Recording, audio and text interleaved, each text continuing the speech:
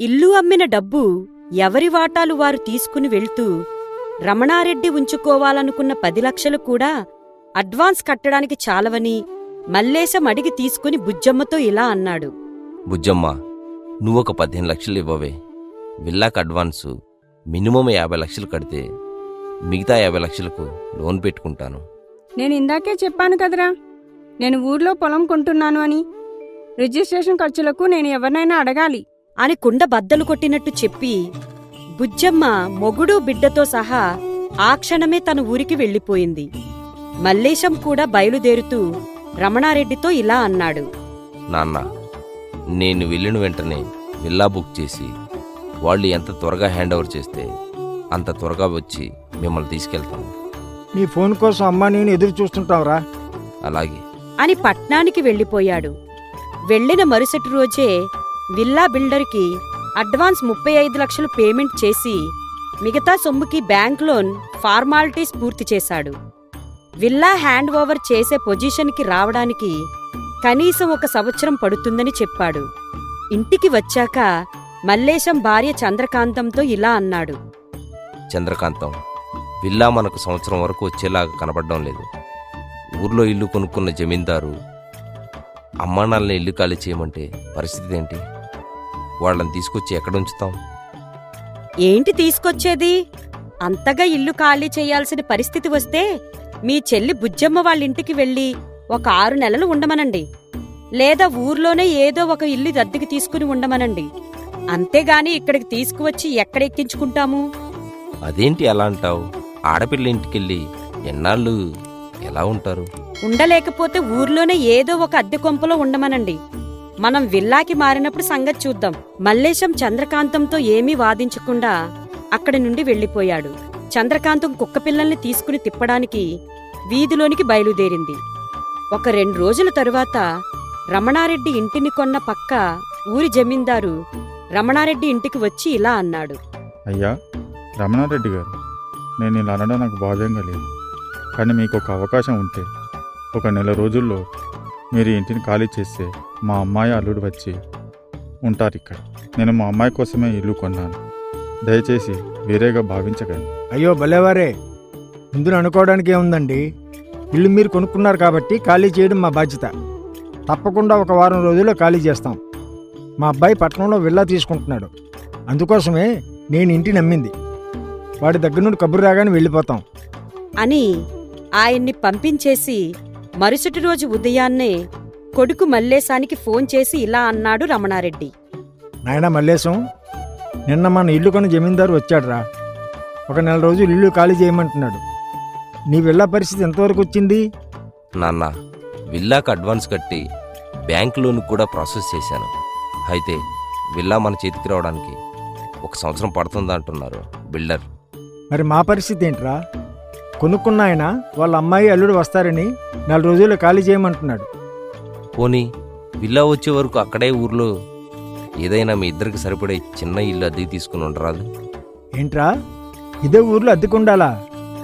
ఇంత బతికి పూలమ్మిన చోటునే కట్టెలు అమ్మినట్టు ఇక్కడే ఉండడం ఏంట్రా?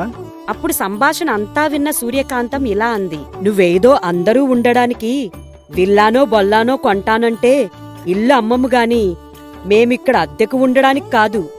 1 నెల రోజుల్లోగా నువ్వు ఏదో ఒక విషయం తేల్చకపోతే నేరుగా పట్టణానికి మూటా ముళ్ళు సర్దుకుని వచ్చేస్తాము. నీ పెళ్ళానికి చెప్పు. అమ్మా, ఊరికి అరవకు. ఇంకా 1 నెల రోజులు టైం ఉంది కదా. ఏం చేయాలన్నది నేను ఆలోచించి చెప్తాను.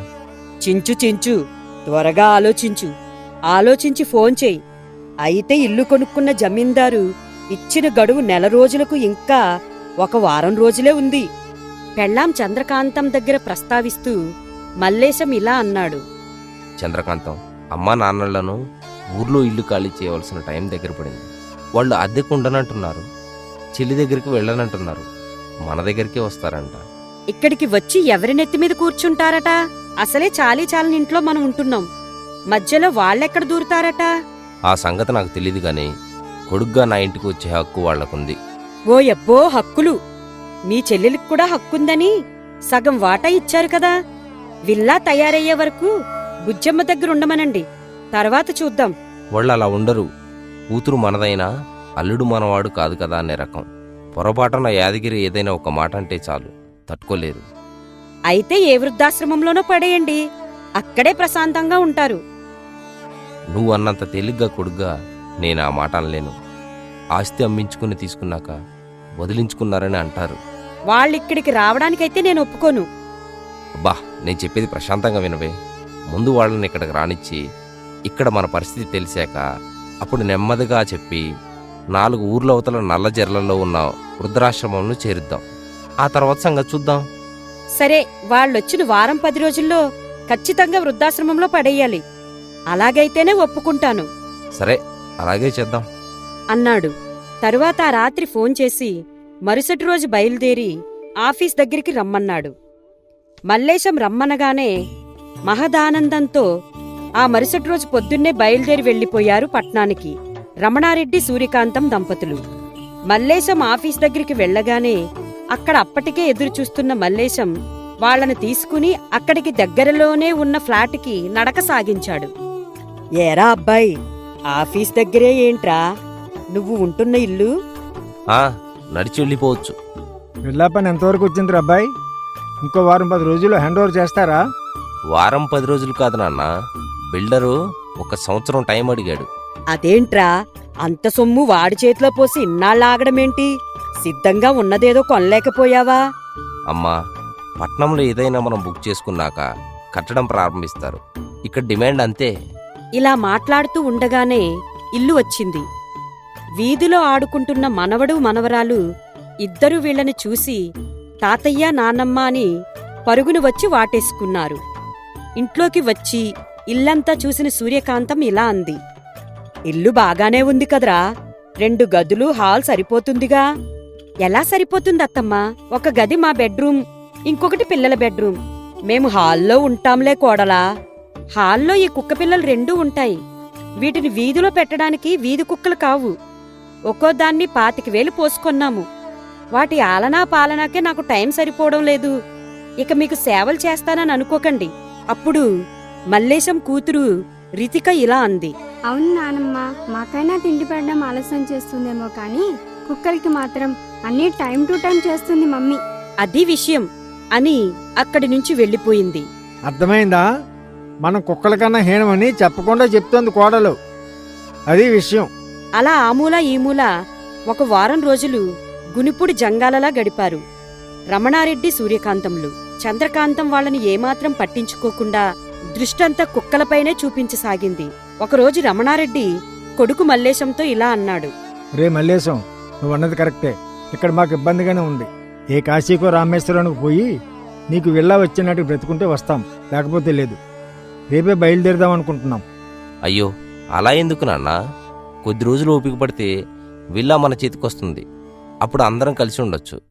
అంతవరకు నాకు తెలిసిన మంచి వృద్ధాశ్రమం ఉంది, అక్కడ ఉండండి. మేము వారానికి ఒకసారి వచ్చి చూసిపోతుంటాం. అక్కడ మంచిగా చూస్తారు అని తీసుకుని వెళ్లి వృద్ధాశ్రమంలో జాయిన్ చేశాడు మల్లేశం. అక్కడ సూర్యకాంతం ఆడవాళ్లతోనూ రమణారెడ్డి మగవాళ్లతోనూ విడివిడిగా ఉండవలసి వచ్చింది. ముసలితనంలో ఒకరికొకరు కబుర్లు చెప్పుకుంటూ ధైర్యంగా ఉండవలసిన సమయంలో ఏదో రోజులో ఒకసారి కలుసుకునే పరిస్థితి వచ్చింది. అక్కడి రూల్స్ అవి. జాయిన్ చేశాక నెలకోసారి కూడా చూడ్డానికి రాలేదు మల్లేశం చంద్రకాంతంలు. ఆఖరికి మనవడు మనవరాలతో కూడా గడిపే అవకాశం లేనందుకు ఇద్దరూ మనోవ్యధతో మంచం పట్టారు. ఆఖరి రోజుల్లో ఒకరికి ఒకరు తోడులేరు. అయినా వాళ్ళు దగ్గరలేరు. ఇందుకేనా అంత తాపత్రయపడి సంపాదించింది? పిల్లల్ని పెంచి పెద్ద చేసి ప్రయోజకుల్ని చేసింది? ఆఖరి రోజుల్లో అండగా ఉంటారని, ఆప్యాయత చూపించాలని ప్రతి తల్లిదండ్రులు కోరుకుంటారు. అది కరువైన రమణారెడ్డి సూర్యకాంతంలు ఇద్దరూ ఒకరోజు తేడాతో వృద్ధాశ్రమంలోనే కన్నుమూశారు. చనిపోయే ముందు రమణారెడ్డి తన దగ్గర ఉన్న సేవింగ్స్ డబ్బు 5 లక్షలు వృద్ధాశ్రమానికి రాసి ఇచ్చేశాడు. ఆశ్రమం వారే ఇద్దరి అంత్యక్రియలు ఘనంగా జరిపించారు. ఈ విషయం ఎవరి ద్వారానో తెలిసి ఇటు మల్లేశం చంద్రకాంతంలు, అటు బుజ్జమ్మ ఆగమేఘాల మీద వచ్చి తండ్రి సొమ్ము తనకు వస్తుందని మల్లేశం, తల్లి ఒంటి మీద నగలు నాకు రావాలని బుజ్జమ్మ ఆశ్రమం యజమానితో గొడవకి దిగారు. చూడండి, మీరు వాళ్ళని ఇక్కడ జాయిన్ చేశాక కనీసం ఒకసారి కూడా చూడడానికి రాలేదు.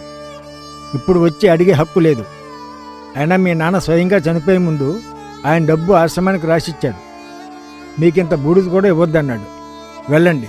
అనగానే మల్లేశం బుజ్జమ్మలు అక్కడి నుంచి వెళ్ళిపోయారు.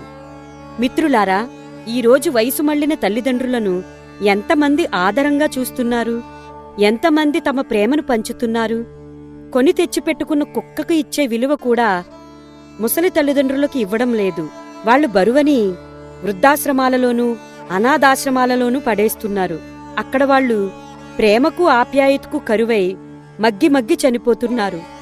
మీ తల్లిదండ్రులను పసిపిల్లల కంటే ఎక్కువగా చూసుకోండి. అప్పుడే మీ పిల్లలు మిమ్మల్ని బాగా చూసుకుంటారు. మా కథ మీకు నచ్చినట్లయితే లైక్ చేయండి, షేర్ చేయండి. మా ఛానల్ని సబ్స్క్రైబ్ చేయండి. ధన్యవాదాలు. తోట మ్యాజిక్